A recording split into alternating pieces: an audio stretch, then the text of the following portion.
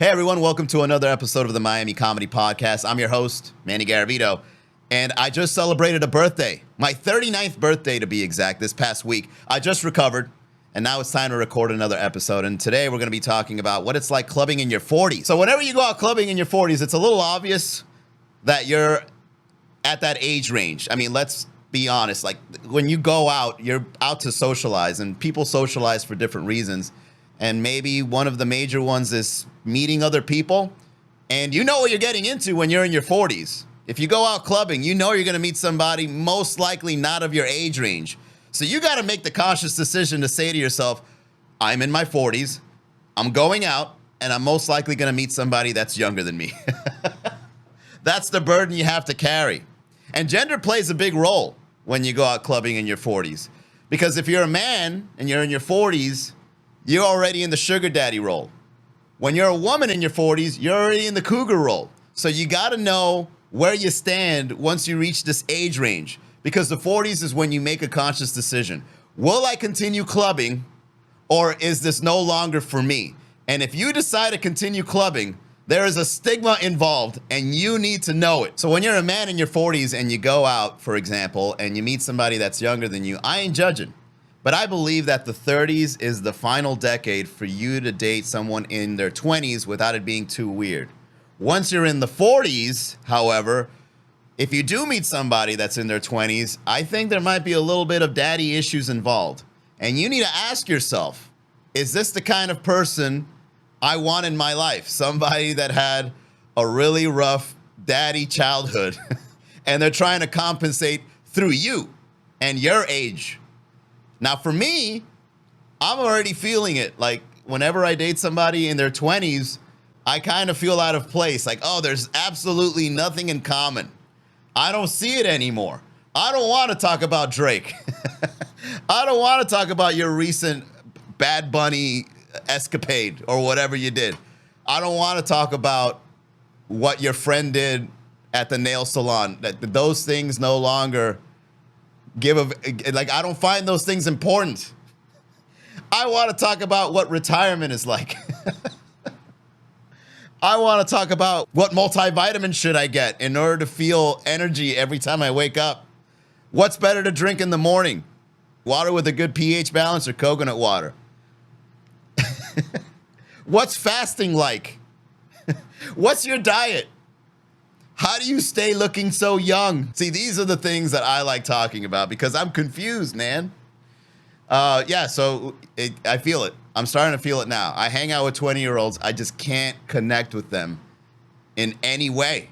There's no interest in the gossip or the drama or whatever the hell you want to get into, you know? Like, I follow some Instagram accounts that are clearly going for the youth. I don't get it.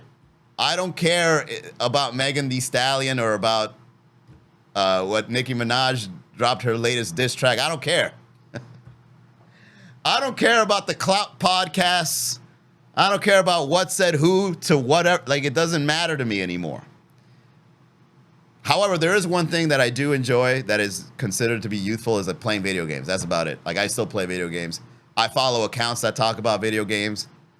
But video games is no longer for kids. Video games is now for adults. Like, they're remaking games from like the 90s and early 2000s. I'm part of a market. Laura says, I don't know where any of these venues are that you're talking about because I'm 40. I never said you can't go out to a bar in your 40s.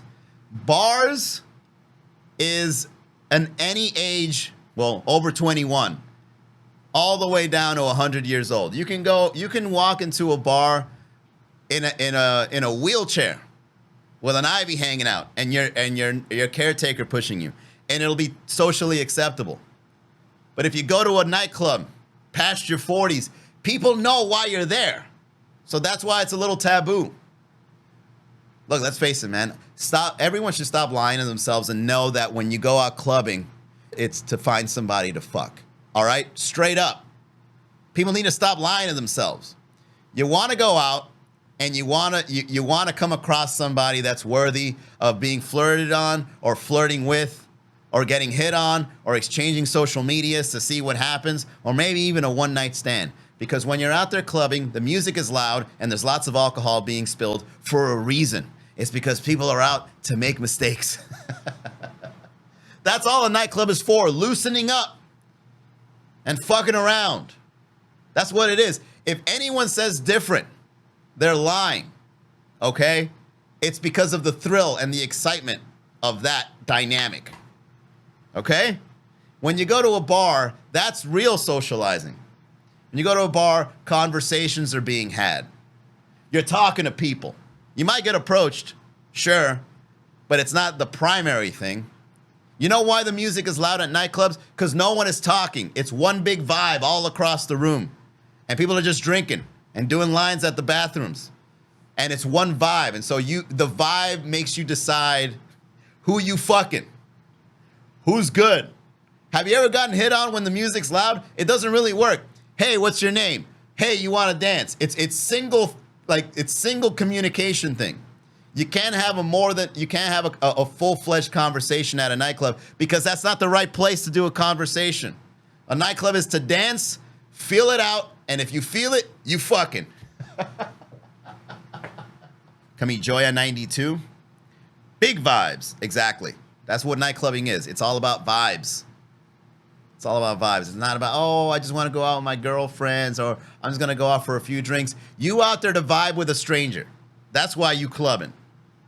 You want to vibe with people you don't know and see what happens. You know what? If you're in your 40s and you still want to go clubbing, don't skip out on leg day because there's nowhere to sit. Maybe you can lean on the bar if you can find a space. Maybe the bartender won't pay a lot of attention to you because they see that you're an older person and you're probably not going to rack up the bar tab with shots. So it's going to be very difficult for you to find a comfortable spot. And then your legs start getting sore. There's no way that you'll be able to sit down anywhere. There's no comfortable spaces, so your legs need to be very strong. And what happens, like, if you want to start, grinding on somebody, you want to start a little perreando, right? You need to have strong calves for that, because sometimes, dancing, grinding on somebody can get a little aggressive. They could really throw it on you. What happens if a BBL gets thrown on you? How are you going to handle it if your legs are weak? You need to go hard. Make sure you do a couple extra squats. You do the calf raises, do all that stuff because you don't want your legs buckling on the dance floor. You're just falling back. Somebody thinks some geriatric person is trying to get on the dance floor and doesn't have the moves anymore. That's probably going to be the most important muscle that can't be weak. And when I say arch support, try to find like a really good sole to put on your shoes because you can't be wearing like orthopedic shoes to the club. That's not going to happen. Okay, that's not going to make it through the door. You need lots of stamina if you're dancing in the nightclub, man. How are you going to get low if you haven't done a squat in years? Think about it. So speaking of shoes, let's consider the fashion as somebody in their 40s going to the club. There's certain things that you got to wear in order for you to come off as if you have dignity. Because if you still try to dress young in your 40s in the nightclubs, young people can tell because there's something about somebody in their 40s that still try to look young that make them look more juvenile instead. Like, imagine a 40-year-old with a thick gold chain on. It just doesn't work out. Or, like those revealing outfits that some women wear. If you're in your 40s and you're wearing revealing outfits, it's a dead giveaway that you're just trying to hold on to your youth. And when those nightclub lights turn on, we're going to see that revealing outfit and we're going to be like, oh, I see it. Okay, because the body does deteriorate. And it's okay to have an imperfect body. But the thing is, you can't put yourself in a situation with revealing clothes when those lights turn on. Or even worse, if somebody takes you home, you catfished your whole body. So when you're in your 40s, you got to consider your tolerance for drinks. A hangover, it will eventually catch up to you where it's no longer something that you got to deal with the next morning. It's something you got to deal with for the remainder of the week.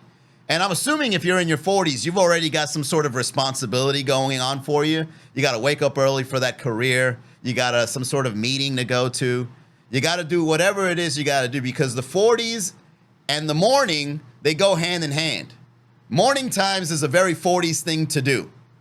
All right? Staying in and not going to work or calling in sick is something you do in your 20s, but not in your 40s.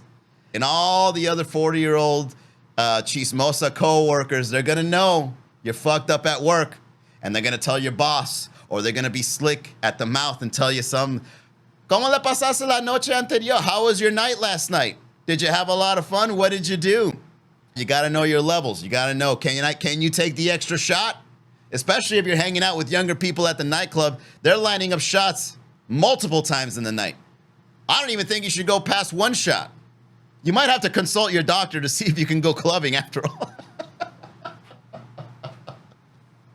You got to see your doctor before you go clubbing in your 40s. You got to make an appointment. You got to go in there and you got to say, hey, doc, this weekend I'm planning on going to the club to celebrate my coworker's birthday. How many drinks can I take? Well, it's like, you're on diabetic medication. You can't drink anything. Oh, thank God I asked. And if you pull an all-nighter in your 40s, you might as well go hard and celebrate by going to some sort of early bird food special at your favorite brunch spot. Consider the fact that retirement is your number one priority in your 40s. You really got to think about what it's going to be like when you decide to no longer want to worry about finances. And I believe 59 and a half is the age where you actually retire. So in your 40s, you've got 19 years or less to retire. So you got to ask yourself, is buying the bottle worth it? Will they even let you into a VIP section at your age? Okay? Is the $150 cover worth it? You got to think about, I want you to open up your retirement app and I want you to look at your Roth IRA and consider, is this really for me? Is going out clubbing for me? And if let's say you do meet somebody special at the club, most likely they're going to like you for your finances. Okay? That's something you got to be careful for. And you live in Miami. We're a city that loves money. We're a city that status is all about the money.